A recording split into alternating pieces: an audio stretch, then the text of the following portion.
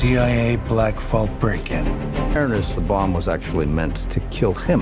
Security briefing. If we want to bring the world back from the brink, You choose to accept.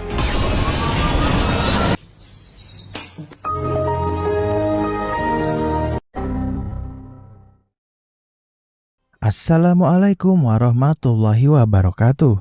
Bagaimana kabar kalian semua? Semoga sehat-sehat selalu ya. Hari ini Kang Rekap akan menceritakan film berjudul Mission Impossible: The Final Reckoning. Gimana alur cerita selengkapnya? Langsung saja kita putar filmnya, let's check it out. Alkisah 2 bulan setelah berhasil mendapatkan kunci salib yang legendaris, Ethan Hunt kini menghadapi ancaman terbesar sepanjang hidupnya. Bukan organisasi teroris, bukan negara musuh, dan bukan pula seorang diktator yang haus kekuasaan. Musuh kali ini adalah sesuatu yang bahkan tidak memiliki tubuh, sebuah kecerdasan buatan bernama entitas. AI yang telah berkembang jauh melampaui kendali manusia. AI yang mampu meretas jaringan manapun, menghapus identitas siapapun, dan memanipulasi seluruh informasi di dunia hanya dalam hitungan detik. Kini entitas sedang menuju tahap akhir dari rencananya, yaitu mengambil alih seluruh sistem persenjataan nuklir di dunia. Jika berhasil, peradaban manusia akan berakhir, dan hanya Ethan Hunt yang masih memiliki peluang untuk menghentikannya. Suatu hari, Ethan menerima sebuah pesan rahasia dalam bentuk kaset PHS, sebuah metode kuno yang sengaja digunakan agar tidak bisa dilacak oleh entitas.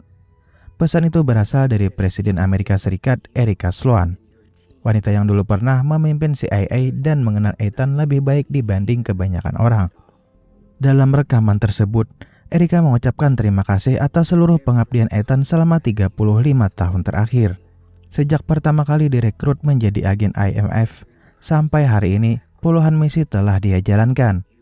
Ratusan nyawa telah dia selamatkan, dan berkali-kali dia mempertaruhkan hidupnya demi dunia yang bahkan tidak pernah mengetahui pengorbanannya. Bahkan kehidupan pribadinya pun ikut menjadi korban, termasuk Julia, wanita yang pernah sangat dia cintai, yang harus dia tinggalkan demi keselamatannya sendiri. Namun nostalgia itu hanya berlangsung sesaat, karena setelahnya Erika menjelaskan kondisi dunia yang sebenarnya. Entitas kini telah menguasai hampir seluruh internet. Berita palsu menyebar tanpa henti. Fakta dan kebohongan bercampur menjadi satu. Masyarakat tidak lagi tahu mana informasi yang bisa dipercaya. Kerusuhan pun pecah di berbagai negara. Pemerintah mulai kehilangan kendali. Darurat militer diberlakukan di banyak wilayah. Seolah-olah dunia sedang bergerak menuju kehancurannya sendiri. Dan yang lebih parahnya lagi, muncul sebuah kelompok fanatik yang terinspirasi oleh entitas. Mereka menyebut diri sebagai sekte kiamat. Kelompok ini percaya bahwa umat manusia sudah gagal menjaga dunia, dan satu-satunya cara memperbaikinya adalah dengan memusnahkan peradaban yang ada sekarang. Anggota mereka telah menyusup ke berbagai institusi penting, seperti militer, pemerintahan, intelijen, bahkan lembaga keamanan internasional. Tidak ada yang tahu siapa kawan dan siapa lawan lagi. Erika kemudian menjelaskan satu fakta yang sangat penting. Satu-satunya cara menghentikan entitas adalah menemukan kode sumber aslinya. Kode yang menjadi inti keberadaan AI tersebut. Dan kemungkinan besar hanya satu orang yang mengetahui lokasinya. Dia adalah Gabriel, musuh lama Ethan. Gabriel adalah orang kepercayaan entitas. Pria yang selalu selangkah lebih maju dibanding siapapun yang mencoba menghentikannya. Masalahnya, seluruh data mengenai Gabriel telah dihapus dari dunia digital. Seolah-olah pria itu tidak pernah ada. Sementara itu, Paris ternyata masih hidup setelah peristiwa di film sebelumnya. Namun, dia kini ditahan oleh pihak berwenang Austria. Meski begitu, Paris tetap bungkam. Dia menolak memberikan informasi apapun tentang Gabriel maupun entitas. Lalu Erika membahas satu hal yang membuat situasi menjadi semakin rumit. Jika entitas dihancurkan dengan cara yang salah, seluruh internet dunia bisa ikut runtuh. Pesan pun berakhir, dan seperti semua pesan IMF sebelumnya, kaset itu menghancurkan dirinya sendiri. Sementara itu di London, Ethan akhirnya bertemu kembali dengan Benji Dan, sahabat yang selalu setia menemaninya menjalankan misi mustahil selama bertahun-tahun. Bersama-sama, mereka menuju sebuah persembunyian rahasia milik Luther Stickle. Lokasinya tersembunyi di dekat jalur kereta bawah tanah, tempat yang nyaris mustahil ditemukan oleh siapapun. Di sana Luther sedang bekerja tanpa henti, walaupun tubuhnya sudah sangat kelelahan. Karena dia sedang menciptakan sesuatu yang mungkin menjadi harapan terakhir umat manusia, yaitu sebuah program khusus yang dia juluki sebagai pil beracun, senjata digital yang dirancang untuk menginfeksi dan melumpuhkan entitas dari dalam. Tapi Luther tahu, waktu mereka semakin sedikit, dan entitas semakin kuat setiap harinya. Di saat yang sama, jauh di Austria, Paris sedang dipindahkan menuju sel tahanannya. Namun sebelum masuk ke dalam penjara,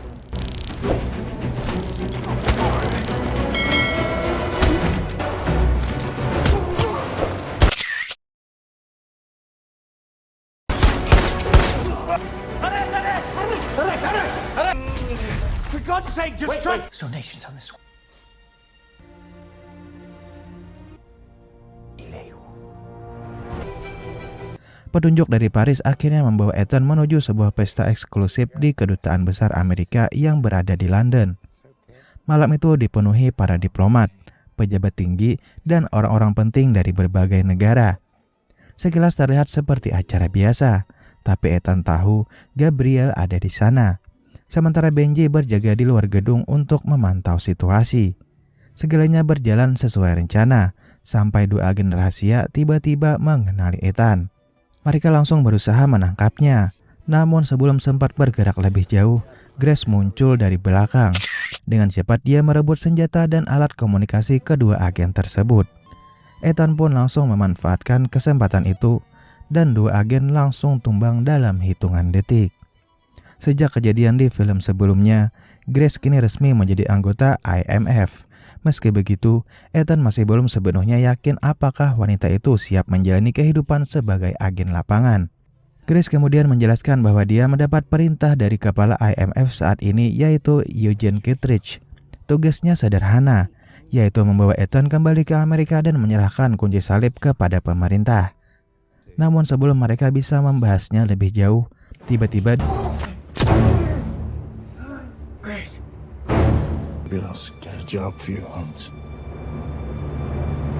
dan beberapa saat kemudian, Ethan serta Grace terbangun dalam kondisi diborgol. Mereka berada di bawah ruang bawah tanah kedutaan. Jelas seseorang telah menjebak mereka. Dan tak lama kemudian, pintu pun terbuka. Gabriel masuk dengan langkah tenang dan tatapan dinginnya. Dia datang bersama beberapa anak buahnya. Lalu tanpa basa-basi, Gabriel mulai mengungkap rahasia yang selama bertahun-tahun menjadi misteri terbesar dalam serial Mission Impossible. Benda itu adalah kaki kelinci, benda misterius yang pernah dicuri Ethan di Shanghai bertahun-tahun lalu. Selama ini, semua orang mengira benda tersebut adalah senjata biologis, atau mungkin senjata kimia rahasia. Tapi ternyata bukan. Kaki kelinci sebenarnya berisi kumpulan kode eksperimental yang sangat berbahaya. Kode itulah yang kemudian berkembang menjadi cikal bakal entitas. Dengan kata lain, mimpi buruk yang sedang mengancam dunia saat ini berawal dari benda yang pernah dicuri Ethan sendiri bertahun-tahun lalu. Mendengar hal itu, Ethan langsung teringat penjelasan Luther dan Benji sebelumnya tentang kapal selam Rusia bernama Spastopol. Kapal selam siluman tercanggih yang pernah dibuat. Teknologinya begitu mutakhir hingga hampir mustahil dideteksi oleh radar manapun. Rahasia kehebatan kapal itu tersimpan dalam sebuah modul data khusus yang dikenal dengan nama Vodkova. Perangkat tersebut berada di dalam bola sonar utama Sevastopol. Tahun 2012, sebuah virus misterius mulai menyebar melalui armada militer Rusia. Awalnya virus itu dirancang untuk membongkar sistem penyamaran Sevastopol. Namun sesuatu yang tidak terduga pun terjadi. Program AI yang berasal dari kaki kelinci berkembang secara mandiri, belajar, beradaptasi lalu memberontak terhadap penciptanya sendiri. Program itu kemudian dikenal sebagai entitas. Begitu menyadari ancaman yang muncul, entitas mengambil alih sistem kapal selam tersebut. Dan tragisnya, Sevastopol dihancurkan oleh torpedonya sendiri. Sedangkan entitas berhasil kabur ke internet dan mulai berkembang tanpa batas. Kini, Menurut Luther, kode sumber asli entitas masih tersimpan di dalam Fort Copa yang berada di bangkai Spatospol. Dan hanya kunci saliblah yang mampu membuka akses ke perangkat tersebut. Masalahnya, Spatospol sudah lama tenggelam. Lokasinya pun tidak diketahui oleh siapapun. Bahkan entitas sendiri tidak mampu melacaknya. Itulah satu-satunya titik buta yang masih dimiliki AI tersebut. Gabriel lalu menjelaskan alasannya menculik Ethan. Dia belum mengetahui lokasi Spatospol. Karena itu dia membutuhkan Ethan. Hanya Ethan yang memiliki kunci salib. Dan hanya Ethanlah yang mungkin bisa menemukan kapal selam tersebut. Perintah Gabriel sangat jelas. Temukan Spatospol, ambil Fort Copa lalu serahkan kepadanya. Jika tidak, maka Grace akan mati. Ancaman itu terdengar serius. Namun Gabriel lupa satu hal penting. Dia sedang berhadapan dengan Ethan Hunt. Orang yang lebih memilih mati daripada menyerahkan masa depan dunia kepada orang seperti Gabriel. Alih-alih menyerah, Ethan justru balik mengancam. Dia menunjukkan gigi palsu khusus yang berisi kapsul sianida. Jika Gabriel tidak membebaskan Grace, dia akan menggigit kapsul itu dan mati dalam waktu singkat. Dengan begitu, Gabriel tidak akan pernah mendapatkan Fort Copa. Situasi pun mendadak menjadi tegang. Semua orang menunggu siapa yang akan menyerah lebih dulu. Gabriel tetap diam, tetapi Ethan mengambil keputusan yang bahkan membuat Grace terkejut. Dia benar-benar menggigit kapsul tersebut. Semua orang panik, anak buah Gabriel langsung bergerak, sementara Ethan mulai kehilangan kesadaran. Tapi beberapa detik kemudian,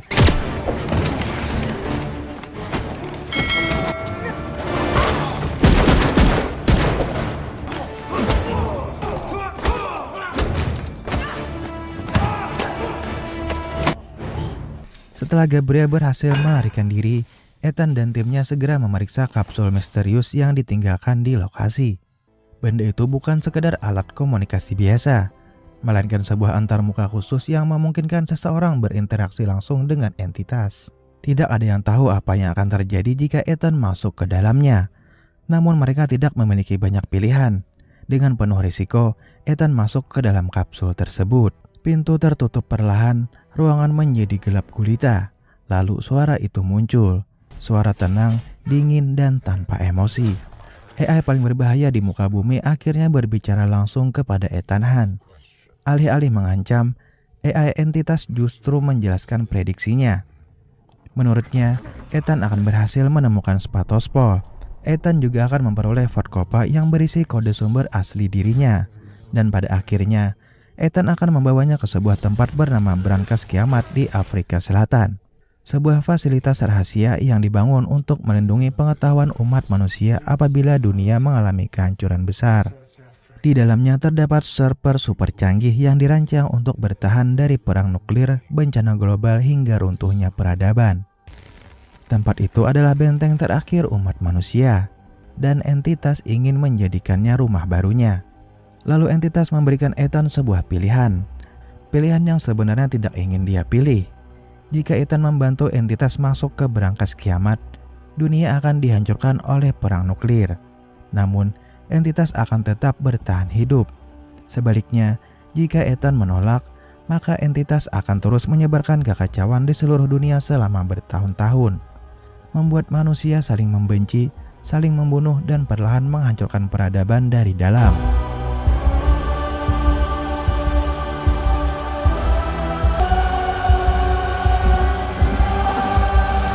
Mendengar hal itu, Ethan langsung keluar dari kapsul. Apa yang baru saja dia alami terasa mengerikan. Namun sekarang mereka memiliki arah yang jelas. Mereka harus menemukan Spatospol, lalu menyelamatkan Luther bergerak lebih cepat daripada Gabriel. Agar entitas tidak dapat melacak aktivitas mereka, Ethan mulai menggunakan metode-metode kuno. Semua alat yang terhubung ke internet harus ditinggalkan. Tidak ada GPS, tidak ada jaringan digital, tidak ada komunikasi modern. Dia bahkan meminta Benji menyiapkan berbagai perlengkapan analog. Rencana besar pun mulai disusun. Benji, Grace Paris, dan beberapa sekutu lainnya akan menuju fasilitas Sausus, jaringan sensor bawah laut rahasia milik Amerika yang dibangun sejak era Perang Dingin. Sementara itu, Ethan memiliki tugas yang berbeda. Dia akan menyerahkan diri kepada pemerintah Amerika. Sebelum itu terjadi, masih ada satu hal yang harus dia lakukan, yaitu menyelamatkan Luther. Ethan segera menuju markas persembunyian sahabatnya tersebut.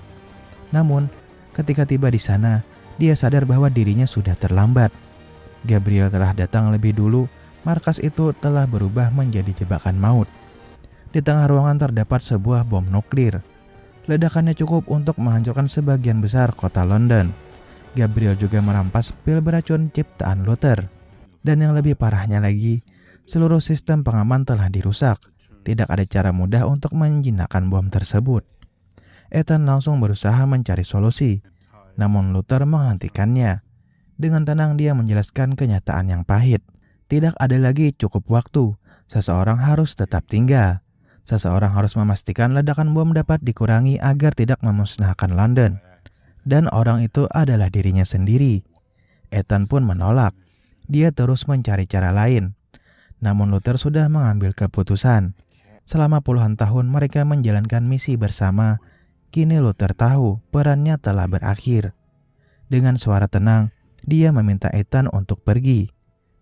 Dan pertama kalinya dalam waktu yang sangat lama, Ethan benar-benar tidak berdaya. Dia tidak bisa menyelamatkan sahabatnya. Dengan berat hati, Ethan akhirnya meninggalkan ruangan tersebut.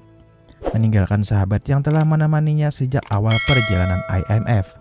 Beberapa saat kemudian, terjadi ledakan besar di bawah tanah London. Terowongan pun runtuh, dan Ethan hanya bisa menatap ke belakang dengan mata berkaca-kaca. Luther Stickell telah mengorbankan dirinya demi memberi dunia satu kesempatan terakhir untuk bertahan hidup. Namun, dunia tidak memberinya waktu untuk berduka.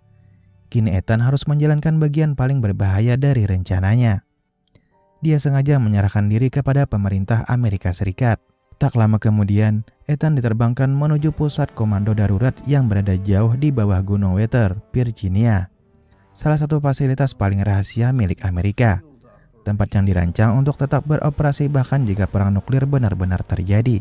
Di sana Ethan kembali bertemu Eugene Kittredge, pria yang selama ini terus mengawasinya.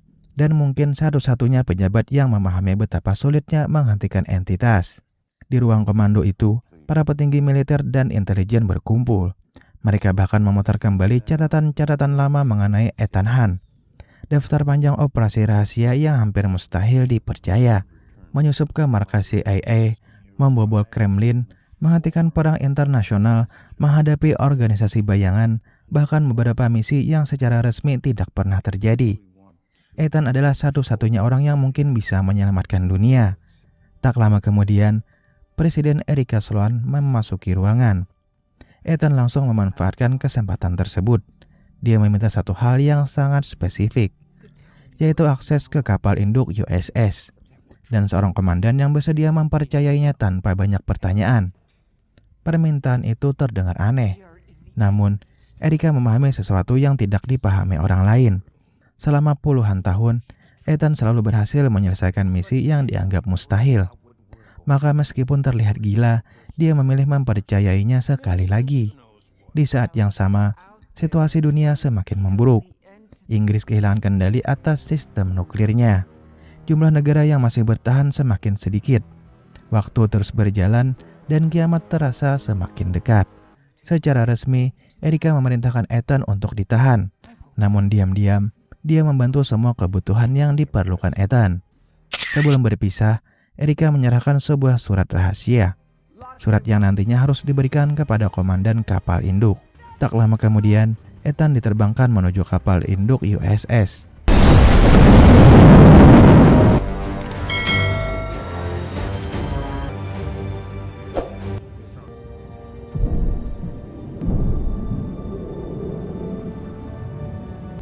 Di dalam surat itu hanya tertulis satu tanggal, 22 Mei 1996.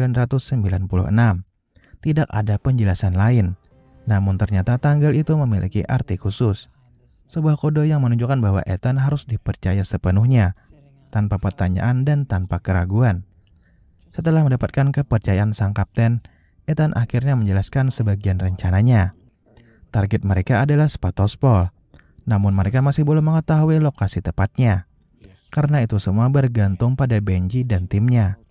Sementara Ethan bergerak di laut, Benji, Grace, Paris, dan sekutu lainnya sedang menuju Pulau Saint Matthew. pulau terpencil yang berada di wilayah utara Samudra Pasifik. Di sanalah fasilitas SOSUS berada, sebuah jaringan pemantauan bawah laut peninggalan Perang Dingin. Begitu tiba di pulau tersebut, mereka mendatangi sebuah rumah tua yang tampak sederhana dari luar. Namun rumah itulah yang sebenarnya menjadi pusat operasi SOSUS. Dan pemilik rumah itu seperti tidak asing bagi kita. Namanya adalah William Donlu, mantan analis CIA yang pernah dipermalukan Ethan puluhan tahun lalu saat daftar NOC dicuri dari markas CIA. Akibat kejadian itu, karir William berubah total. Dia dipindahkan ke lokasi terpencil ini dan menghabiskan sebagian besar hidupnya jauh dari pusat peradaban. Anehnya William tidak menyimpan dendam. Dia justru sudah menduga bahwa suatu hari Ethan akan datang lagi membawa masalah besar. Dan kali ini masalah yang dibawa Ethan bukan sekadar operasi rahasia, melainkan nasib seluruh umat manusia. Namun, sebelum mereka sempat mulai mencari data tentang Sevastopol, pasukan khusus Rusia tiba-tiba muncul dan mengepung lokasi tersebut. Ternyata mereka juga sedang memburu koordinat kapal selam Sevastopol, karena siapapun yang menemukan Fort Kopal lebih dulu akan memiliki kesempatan untuk mengendalikan entitas. Sementara Benji dan timnya terjebak di Pulau Saint Matthew bersama pasukan Rusia, Ethan terus bergerak menuju titik yang diyakininya sebagai lokasi Sevastopol. Namun perjalanan itu sama sekali tidak mudah, karena area pencarian kini sudah memasuki wilayah sensitif yang dipantau militer Rusia. Helikopter yang mengantarnya tidak bisa melanjutkan perjalanan lebih jauh tanpa memicu insiden internasional. Waktu terus berjalan, dan Ethan tidak memiliki waktu untuk menunggu. Maka seperti biasa, dia memilih melakukan sesuatu yang dianggap gila oleh orang normal. Tanpa ragu, Ethan melompat ke lautan yang membeku. Air dingin langsung menghantam tubuhnya seperti ribuan jarum tajam. Suhu di bawah 0 derajat membuat setiap detik di dalam air terasa mematikan. Bahkan seorang atlet profesional pun bisa kehilangan kesadaran hanya dalam hitungan menit. Untungnya, sebuah kapal selam Amerika telah menunggunya tidak jauh dari sana. Begitu Ethan naik ke dalam, dia segera menemui komandannya, yaitu Kapten Bledsoe. Meski masih belum memahami seluruh rencana Ethan, sang kapten mulai menyadari satu hal. Jika pria ini gagal, dunia mungkin tidak akan memiliki hari esok. Karena itu dia memutuskan untuk membantu sepenuhnya. Namun mereka masih memiliki satu masalah besar. Mereka belum tahu lokasi pasti Sevastopol. Satu-satunya harapan adalah Benji dan tim SOSUS. Mereka punya rencana sederhana namun berisiko tinggi. Kapal selam Ohio akan naik ke kedalaman periskop setiap 2 jam sekali. Antena radio akan dinaikkan selama 15 menit. Dan mereka akan menunggu pesan kode Morse dari Benji. Tetapi tindakan itu juga berbahaya, karena setiap kali kapal muncul mendekati permukaan, posisi mereka bisa terdeteksi oleh Rusia. Dan jika itu terjadi, konfrontasi militer mungkin tidak bisa dihindari. Sementara itu di Pulau Saint Matthew, situasi Benji jauh lebih rumit. Pasukan Rusia telah mengambil alih fasilitas SOSUS. Mereka memaksa William Donlu membantu mencari data tentang Sevastopol. Masalahnya, data asli yang dicari ternyata sudah tidak tersedia lagi. Bertahun-tahun sebelumnya, seluruh arsip dipindahkan ke media penyimpanan kuno berupa disket berukuran 8 inci. Teknologi yang bahkan sudah dianggap fosil di era modern ini. Ironisnya, justru karena terlalu tua, data tersebut berhasil lolos dari pengaruh entitas. Para tentara Rusia memerintahkan William membaca isi disket tersebut. Namun William memberikan jawaban yang membuat semua orang terkejut. Disket-disket itu sudah dia hancurkan bertahun-tahun lalu. Mendengar hal itu, para tentara langsung marah. Tetapi William belum selesai bicara. Karena meskipun medianya sudah dimusnahkan, dia masih mengingat satu hal penting, yaitu koordinat kejadian tenggelamnya Sevastopol. Peristiwa itu begitu besar dan tidak masuk akal, hingga tertanam kuat dalam ingatannya selama bertahun-tahun.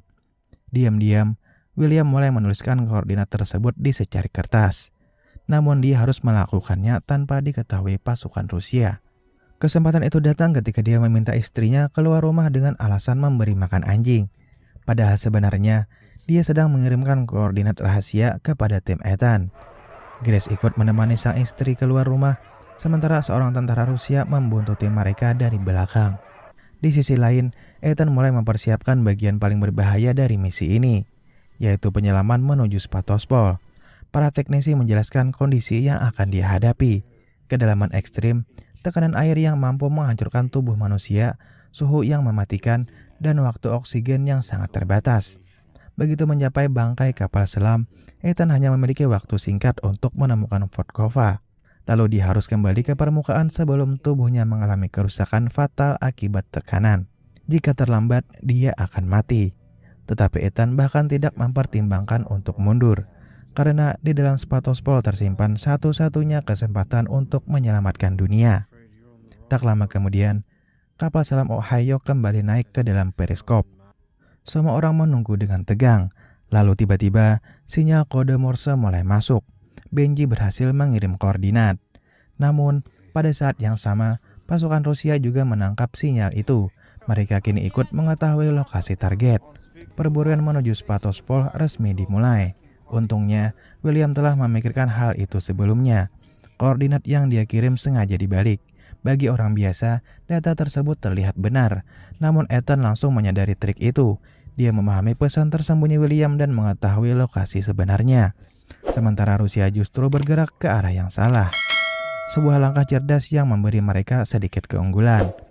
Ethan mulai mengenakan pakaian selam khusus yang dirancang untuk operasi ekstrim itu. Sebuah pakaian canggih yang memungkinkan manusia bertahan di kedalaman yang hampir mustahil dijangkau. Dia juga membawa pemancar analog agar Benji dapat melacak posisinya setelah kembali ke permukaan. Pintu keluar kapal selam perlahan terbuka. Air laut hitam pekat terlihat membentang tanpa ujung. Dengan membawa harapan seluruh umat manusia di pundaknya, Ethan Hunt akhirnya melangkah keluar menuju kedalaman laut yang tidak bersahabat. Di sekelilingnya, hanya ada air laut yang dingin dan sunyi. Dengan bantuan tampilan navigasi di helmnya, Ethan mulai turun perlahan menuju titik koordinat Spatospol. Semakin dalam dia menyelam, semakin besar tekanan yang menghimpit tubuhnya. Namun Ethan terus bergerak turun, hingga akhirnya siluet raksasa mulai muncul dari kegelapan. Di hadapannya terbentang bangkai kapal selam Spatospol, makam baja yang telah terkubur di dasar laut selama bertahun-tahun. Pemandangan itu terasa mengerikan sekaligus menakjubkan. Namun Ethan tidak punya waktu untuk mengaguminya. Oksigen terus berkurang dan setiap detik sangat berharga. Dia segera menuju pintu masuk darurat. Air laut pun langsung berputar masuk ke dalam lorong kapal. Ethan pun menyelinap masuk ke dalam pintu sebelum tertutup. Kini dia berada di dalam Spatospol. Menggunakan baterai portable berdaya tinggi, Ethan mencoba mengaktifkan sebagian sistem kapal. Beberapa lampu mulai berkedip lalu perlahan menyala. Dan apa yang terlihat di hadapannya langsung membuat bulu kuduk merinding. Tubuh para awak kapal masih berada di sana. Namun yang lebih mengkhawatirkan adalah kondisi kapal itu sendiri. Begitu sistem kembali aktif, struktur bangkai kapal mulai bergeser. Air laut terus masuk melalui berbagai celah yang rusak. Dan perlahan, Spatospol mulai kehilangan keseimbangannya. Seluruh kapal bisa terguling ke jurang laut yang lebih dalam. Dan jika itu terjadi, tidak ada kemungkinan untuk selamat. Dengan langkah tergesa-gesa, Ethan bergerak menuju ruang torpedo. Di sanalah bola sonar berada. Dan di dalam bola sonar itulah Vodkova disimpan. Tapi akhirnya, Ethan berhasil mencapai ruang sonar. Di hadapannya berdiri bola sonar yang selama ini menjadi pusat misteri Spatospol. Ethan membuka panel bagian dalam, dan di sana tersimpan Vodkova. Dengan cepat Ethan mengambil Vodkova dan menyimpannya. Misi utama sebenarnya telah berhasil. Namun, justru di saat itulah keadaan berubah menjadi jauh lebih buruk. Karena Spatospol mulai terguling, benda-benda berat berjatuhan dari segala arah. Lorong-lorong berubah menjadi perangkap maut, dan Ethan masih terjebak di dalamnya. Dia segera berlari menuju jalur keluar. Namun akses tersebut telah tertutup oleh torpedo yang bergeser akibat kemiringan kapal. Air terus memenuhi ruangan, oksigen semakin sempit, dan kapal selam raksasa itu perlahan meluncur menuju jurang laut yang lebih dalam. Lalu Ethan menemukan satu kemungkinan terakhir, yaitu tabung peluncur torpedo. Walaupun lubangnya sempit, bahkan hampir mustahil dilewati manusia dewasa. Tetapi itulah satu-satunya kesempatan yang masih tersisa. Tanpa ragu, Ethan mulai melepas sebagian perlengkapan selamnya. Keputusan itu memang sangat berbahaya, karena dia masih berada jauh di dasar laut. Namun tidak ada pilihan lain. Dengan susah payah, dia merayap masuk ke dalam tabung peluncur. Sejak awal, tim Benji telah melacak sinyal pemancar analog yang dibawa Ethan. Mereka tahu waktu Ethan hampir habis. Karena semakin lama berada di kedalaman ekstrim seperti itu, tubuh manusia akan mengalami kerusakan serius akibat tekanan dan perubahan kadar gas dalam darah. Akhirnya mereka menemukan posisinya. Grace pun langsung terjun melakukan penyelamatan. Beberapa saat kemudian, tubuh Ethan yang nyaris tidak bernyawa berhasil ditemukan. Dia tidak bergerak dan nyaris tidak bernafas. Grace segera menariknya ke permukaan, dan begitu berhasil mengangkat Ethan, dia langsung memberikan bantuan pernafasan. Lalu tiba-tiba,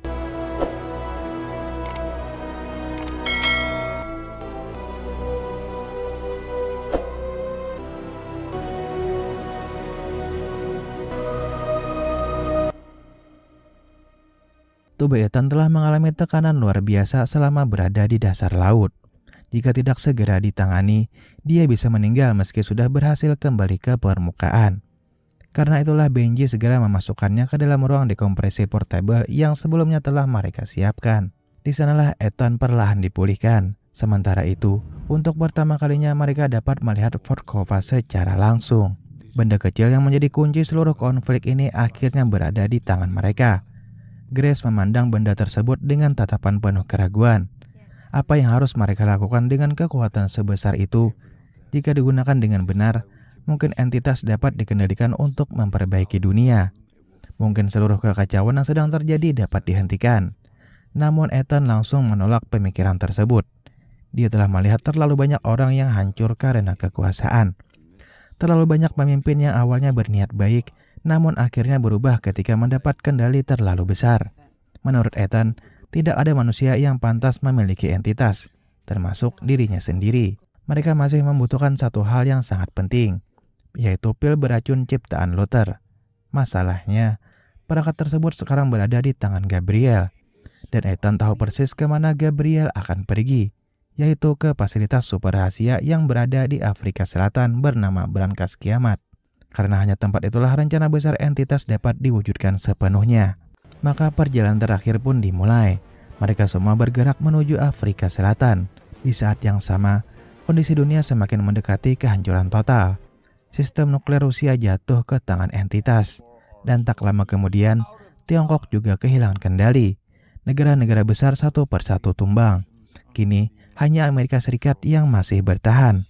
Di pusat komando Amerika, suasana berubah semakin tegang. Para jenderal mulai kehilangan kesabaran. Mereka menuntut Presiden Erika Sloan untuk mengambil tindakan ekstrim sebelum semuanya terlambat. Salah satu opsi yang diajukan terdengar mengerikan. Mereka akan meluncurkan serangan nuklir terlebih dahulu ke seluruh fasilitas nuklir dunia. Tujuannya untuk menghancurkan persenjataan yang sudah dikuasai entitas sebelum AI tersebut sempat menggunakannya. Namun keputusan itu akan memakan korban dalam jumlah yang tidak terbayangkan. Jutaan orang bisa meninggal dalam hitungan jam. Agar dunia percaya bahwa semua itu adalah ulah entitas, Amerika bahkan harus menyerang beberapa kotanya sendiri. Ruangan menjadi sunyi, karena semua orang sadar bahwa mereka sedang mempertimbangkan sesuatu yang mengerikan. Sementara itu di Afrika Selatan, Ethan dan timnya akhirnya tiba di Brankas Kiamat. Pemandangan yang mereka lihat terasa aneh. Tidak ada pasukan penjaga, dan tidak ada patroli keamanan. Fasilitas yang seharusnya menjadi tempat paling aman di dunia itu justru tampak kosong. Banyak orang sudah melarikan diri karena takut perang nuklir akan terjadi kapan saja. Namun Ethan belum menyerah, karena mereka masih memiliki satu kesempatan terakhir. Satu rencana yang bahkan terdengar mustahil. Rencana yang sejak awal sengaja dirahasiakan dari semua orang, yaitu sebuah media penyimpanan revolusioner bernama Memory 5D. Disinilah permainan terakhir akan dimulai. Bukan memusnahkan entitas, melainkan menjebaknya, mengurungnya selamanya.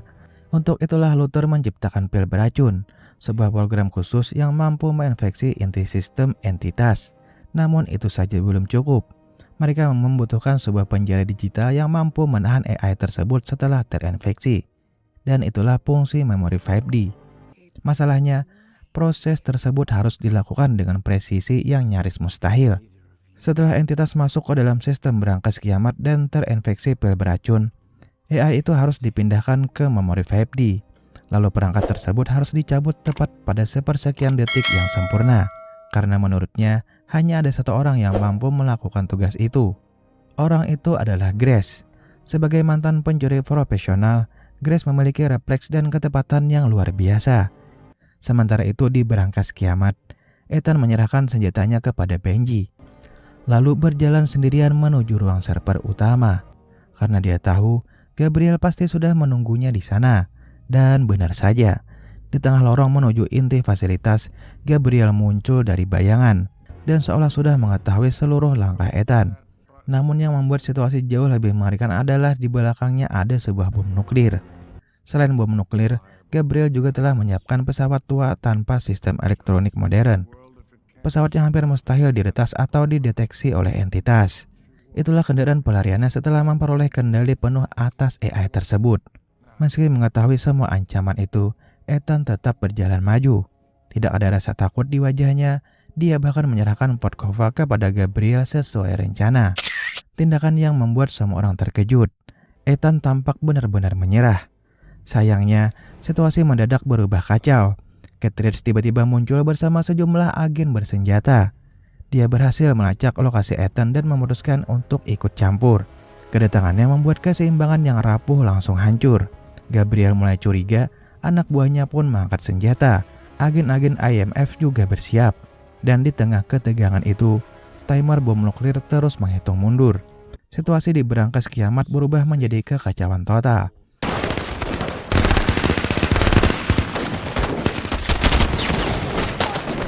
Gabriel!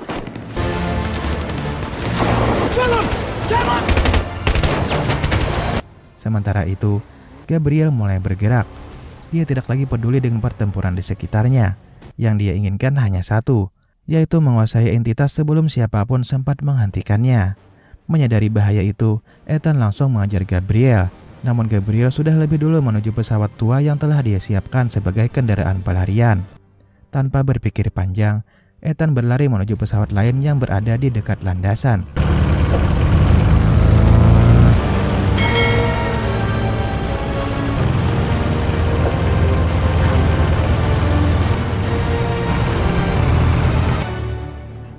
Sementara itu di dalam berangkas kiamat, keadaan tidak kalah genting. Benji tertembak dan darah mulai mengalir dari tubuhnya.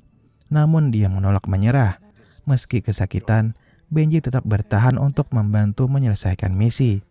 Paris segera memberikan pertolongan darurat, sedangkan Grace mulai masuk ke ruang server utama. Kini seluruh harapan dunia berada di pundaknya. Dengan arahan Benji, Grace mulai menjalankan prosedur yang telah dirancang Luther. Sementara itu di langit Afrika, pertarungan antara Ethan dan Gabriel mencapai puncaknya. Dua pesawat tua saling bermanuver di udara, dan setiap manuver berisiko membuat keduanya jatuh dari langit. Gabriel terus berusaha menjauh, sedangkan Ethan mati-matian mencoba merebut pil beracun yang tergantung di kalung lawannya. Karena tanpa perangkat itu, rencana Luther tidak akan pernah berhasil. Lalu di pusat komando Amerika, situasi juga semakin kritis. Presiden Erika Sloan akhirnya diberikan kode peluncuran nuklir. Semua sistem sudah siap. Satu perintah saja dan rudal Amerika akan meluncur ke seluruh dunia. Para jenderal mendesaknya untuk segera bertindak. Menurut mereka, tidak ada waktu lagi. Namun tepat ketika jarinya hampir menyentuh tombol peluncuran, Erika berhenti. Dia memilih mempercayai Ethan sekali lagi. Keputusan yang membuat sebagian orang di ruangan itu marah. Bahkan salah satu seorang ajudan mencoba mengambil tindakan sendiri, dan keributan pun terjadi. Fight to decide who lives to listen to my instructions.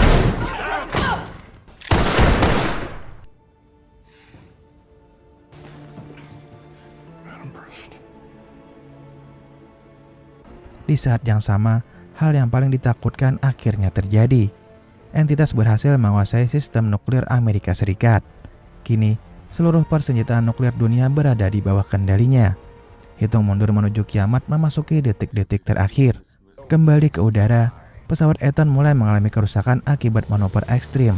Namun dia tetap memaksa mendekat ke pesawat Gabriel. Lalu, dalam sebuah tindakan nekat, Ethan melompat dari pesawatnya ke pesawat Gabriel yang sedang melaju kencang di udara. Dia nyaris terjatuh, namun berhasil berpegangan pada rangka pesawat. Pertarungan brutal pun terjadi di atas langit.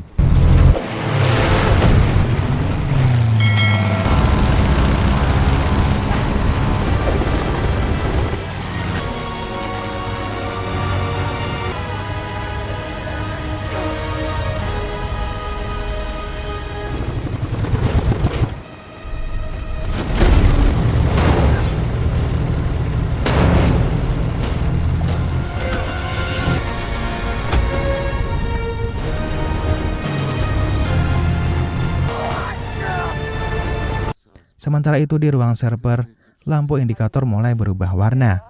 Grace melihat sinyal yang mereka tunggu akhirnya muncul. Artinya, entitas mulai masuk ke dalam perangkap. Namun prosesnya belum selesai. Dia harus menunggu momen yang tepat. 1 detik terlalu cepat bisa menghancurkan semuanya. 1 detik terlalu lambat juga bisa mengakhiri dunia. Di udara, Ethan akhirnya berhasil merebut pil beracun dari Gabriel. Pertarungan pun berakhir ketika Gabriel kehilangan keseimbangan. Pria yang selama ini menjadi bayangan kelam dalam hidup Ethan akhirnya jatuh menuju kematiannya. Namun kemenangan itu belum cukup, karena pesawat yang mereka tumpangi juga mulai terbakar. Ethan segera memasang pil beracun ke Volkova, lalu melompat keluar menggunakan parasut. Dan beberapa detik kemudian, pesawat itu meledak di udara. Di dalam berangkas kiamat, momen penentuan akhirnya tiba. Lampu indikator berubah dari merah menjadi hijau.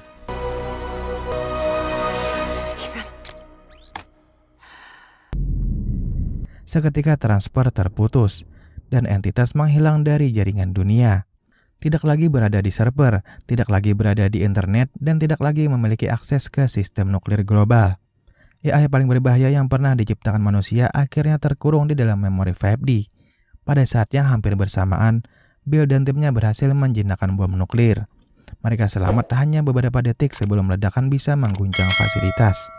Di pusat komando Amerika, layar-layar yang sebelumnya menampilkan ancaman nuklir mulai kembali normal. Para pejabat pun terdiam. Sebagian tidak percaya dengan apa yang mereka lihat. Beberapa waktu kemudian, Ethan mendengarkan rekaman terakhir yang ditinggalkan Luther. Suara sahabatnya terdengar tenang seperti biasa. Luther mengatakan bahwa jika Ethan mendengar pesan ini, berarti misi telah selesai. Berarti dunia masih ada. Dan berarti Ethan sekali lagi menemukan jalan keluar dari sesuatu yang tampaknya mustahil. Beberapa hari kemudian, Ethan menyerahkan Volkova dan pil beracun kepada Kittredge. Bahkan pria itu masih sulit percaya bahwa Ethan benar-benar berhasil.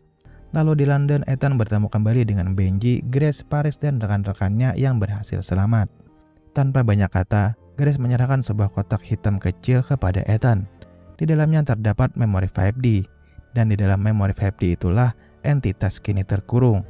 Ethan memandang kotak itu untuk beberapa saat, menyadari bahwa ancaman terbesar di dunia kini berada di dalam genggamannya.